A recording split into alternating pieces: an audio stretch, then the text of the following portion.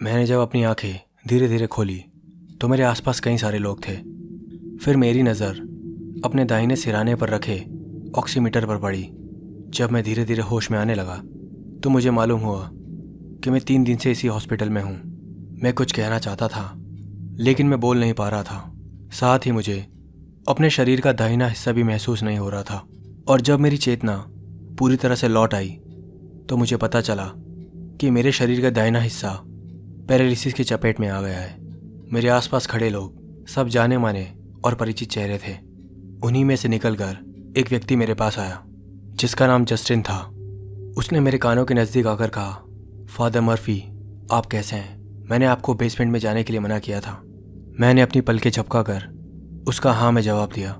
कुछ समय बाद जब मेरे सारे परिचित लोग मुझसे मिलकर चले गए तो जस्टिन ने मुझसे दोबारा पूछा, फादर मर्फी, आखिर मेरे जाने के बाद क्या हुआ था? और फिर मैंने धीमी आवाज़ में अपने साथ हुई उस रात की घटना को सुनाना शुरू किया।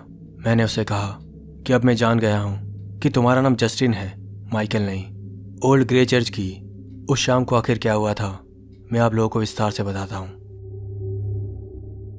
मैंने 4 दिन पहले ही आयरलैंड से ब्रिटेन के लिए उड़ान भरी थी। मैंने एयरपोर्ट से एक कैब बुक करी और ड्राइवर को ओल्ड ग्रे चर्च चलने के लिए कहा। कुछ पलों के लिए वो हिचकिचाया लेकिन फिर वो किसी तरह मान गया। रास्ते पर वो मुझे इस चर्च के बारे में ही बताता रहा कि ये चर्च कितना मनहूस है और असल में अब इसमें चर्च जैसी कोई बात ही नहीं रही। मैंने भी ग्रे ओल्ड चर्च के बारे में काफ़ी अफवाहें सुन रखी थी और मैं एक उद्देश्य से ही इस चर्च में तहकीकात करने जा रहा था। करीब आधे घंटे बाद हम अपने यथास्थान पर पहुंचे। उसने काले रंग के एक बड़े से गेट के सामने गाड़ी रोकी। आपकी मंजिल आ गई है सर, ड्राइवर ने मुझसे कहा। क्या आप वाकई यहाँ रुकना चाहते हैं? उसने मुझसे पूछा।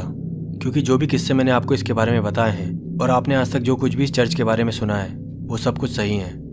हाँ, मैं यहाँ पर रुकना चाहता हूँ और इसी वजह से तो मैं यहाँ पर आया हूँ, मैंने उस ड्राइवर को जवाब दिया। मैंने अपना सर कार की खिड़की से बाहर निकाला। सामने कोहरे में ढका ग्रे रंग का एक चर्च था। उसके चारों तरफ बहुत सारी कब्रें थी। मैं कार से बाहर निकला। यहाँ का वातावरण बहुत ही ठंडा था। ड्राइवर ने कार की डिक्की से मेरा सामान बाहर निकाला। मैंने उसे 50 सेंट चुकाए और फिर वो गाड़ी में बैठकर जल्दी से वहाँ से निकल गया। मैं चर्च की दिशा में घूमा।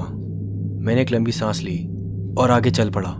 मैं अच्छे से जानता था कि इस चर्च के बारे में जो भी कहानियाँ हैं उनमें कुछ न कुछ सच्चाई ज़रूर है और मैं इसे बिल्कुल भी लाइटली नहीं ले रहा था क्योंकि मेरे मेंटर डैनियल ओकॉनर खुद इन कहानियों का हिस्सा बन चुके थे। अपना सामान लेकर मैं चर्च के बड़े से गेट को धक्काकर अंदर की तरफ पहुंचा। इस चर्च की रेपुटेशन इतनी खराब थी, डैनियल के यहाँ पर तहकीकात करने के सालों पहले से ही कई तरह की डरावनी अफवाहें इस चर्च को लेकर सुनी गई है। 1 सप्ताह पहले ही वो इसी चर्च में रुके थे और यहीं पर हार्ट अटैक से उनकी मौत हो गई थी और इसी वजह से मैं इस चर्च की तहकीकात करने यहाँ आया हूँ। मैंने जितनी भी अफवाहें सुनी हैं, अगर उसमें से एक भी कहानी सच हुई तो यहाँ पर रहना खतरे से खाली नहीं है। मैं ये अच्छे से जानता हूँ और मैं खुद को हर खतरे से लड़ने के लिए तैयार करके आया हूँ और मैं जानना चाहता हूँ कि आखिर ये चर्च इतना बदनाम क्यों है।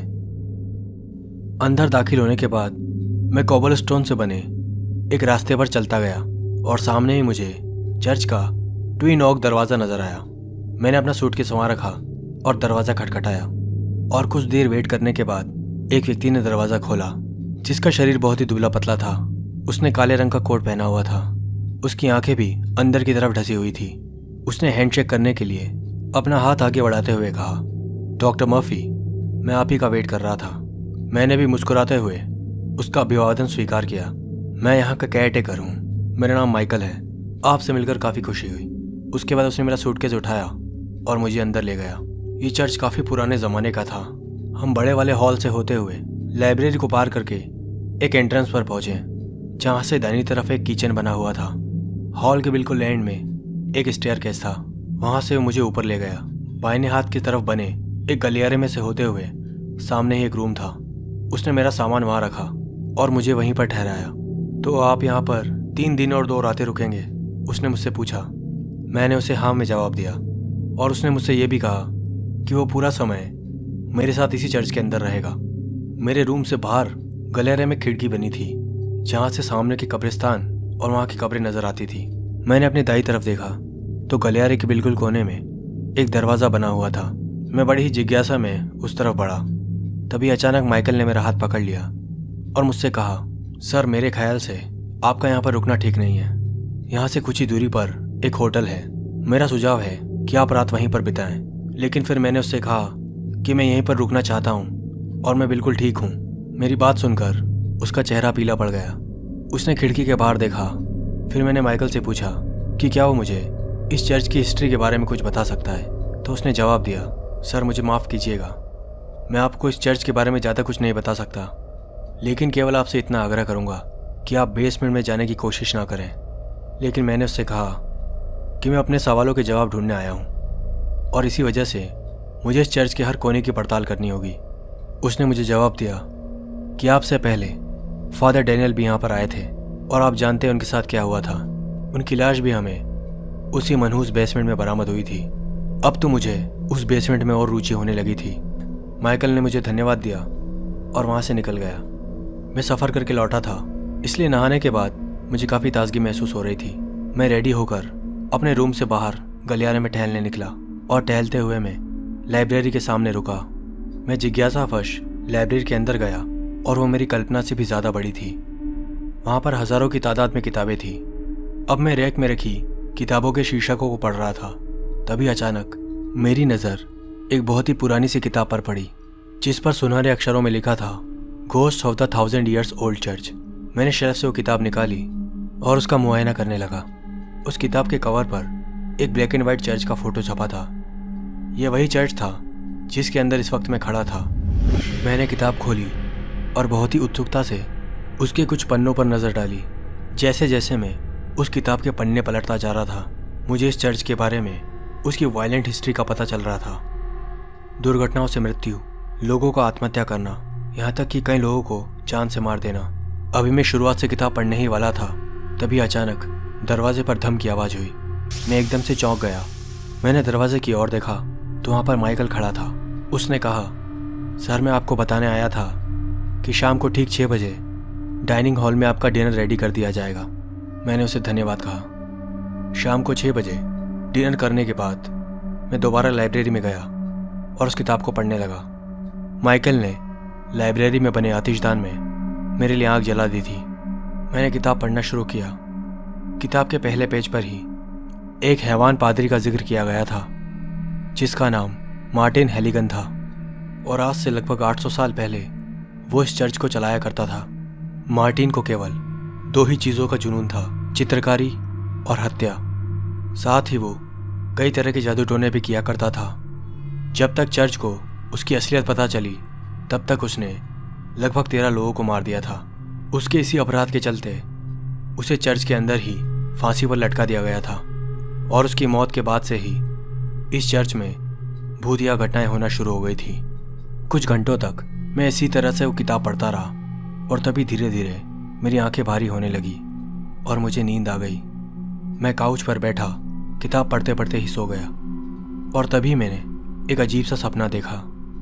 एक काले रंग का ड्रैगन मेरे चेहरे पर आग की बौछार कर रहा है, जिससे मेरी त्वचा धीरे धीरे गर्म होकर जलने लगी। तभी अचानक उसकी वो गर्म लपटें बर्फ की तरह ठंडी पड़ गई और मेरे पूरे शरीर में एक सिरहन सी दौड़ गई। मेरी अचानक आंख खुल गई और मैंने पाया कि मेरे चारों तरफ केवल अंधेरा ही था। आतिशदान की आंख भी बुझ गई थी और वहाँ पर रखे सारे लैंप भी पूरी तरह ठंडे पड़ गए थे। चारों तरफ केवल अंधेरा था, सिवाय मेज पर पड़ रही चांद की मद्दी रोशनी के। मैंने अपनी घड़ी में समय देखा तो रात के 1:17 हो रहे थे। मुझे लगा माइकल भी अब सोने जा चुका होगा और इसलिए मैं भी अपने रूम में जाने के लिए स्टेयरकेस की ओर बढ़ा। जब मैं अपने स्टेयरकेस पर पहुंचा तो मुझे हॉलवे में एक काला साया नजर आया जो बहुत ही दुबला पतला था। मैंने उसे आवाज़ लगाई, माइकल, लेकिन उसने कोई जवाब नहीं दिया।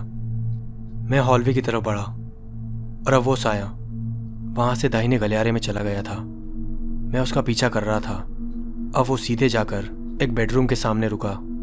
जब मैं उस जगह पर पहुंचा तो वहाँ पर कोई भी नहीं था। बेडरूम का दरवाज़ा खुला हुआ था तो मैं अंदर की ओर गया। कमरे के अंदर केवल अंधेरा था। मैंने फिर से उसे पुकारा, माइकल, क्या तुम हो यहाँ पर? तभी अचानक घर के बाहर से बिजली की कड़कड़ाहट सुनाई दी और उसकी चमक रूम के वेंटिलेटर के अंदर भी दाखिल हुई, जिससे कुछ पलों के लिए वो कमरा रोशनी में नहा गया। और उस रोशनी में जो मुझे नजर आया वो देखकर मेरी आंखें फटी रह गई।